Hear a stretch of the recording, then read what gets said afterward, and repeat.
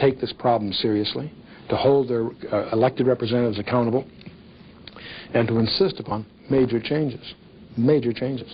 The time has come for a second American Revolution. I'm not talking about one with guns, but at the ballot box. I sincerely believe that if we Americans don't change who controls the Congress of the United States, we will have lost the opportunity to save this nation from national bankruptcy.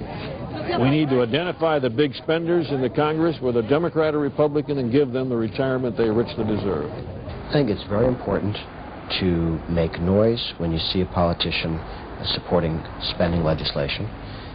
There are a number of taxpayer groups that rate members of Congress, and you can get a hold of those ratings and look at whether somebody is voting with the taxpayers or against them on a regular basis. Writing to members of Congress is not a fruitless exercise. It really does matter.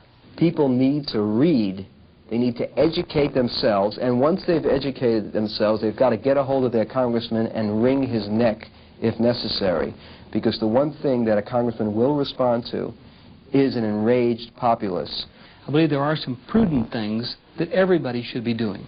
The first thing is to get yourself out of debt, because whatever you owe for, given the wrong kind of an economy, potentially belongs to somebody else. So you can lose everything you have.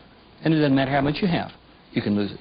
On a personal level, the wisest thing that any of us can do, irrespective of our station in life, is strive to the best that we can to get out of debt. Not easy to do in a consumer society because the pressure to spend is everywhere around us. Lower your cost of living, use the difference to get out of debt. Then if you have a surplus, that gives you, first of all, some liquidity you can guard. In order to guard your liquidity, you have to know who the enemy is. And the number one enemy of your liquidity is the U.S. government. The Congress has to find ways to pay the interest bill. And the only cash it's got available is yours. I believe it's very prudent for anybody to have some surplus of food on hand. I mean, the fact that you can walk down to the local grocery store and buy food doesn't mean that local grocery store won't run out of food. We are going to have to create our own jobs, create our own wealth.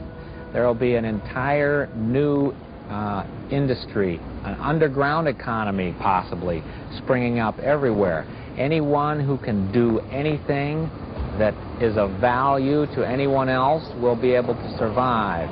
Anyone who's just dependent on some large corporation for a job to move some numbers around in accounting or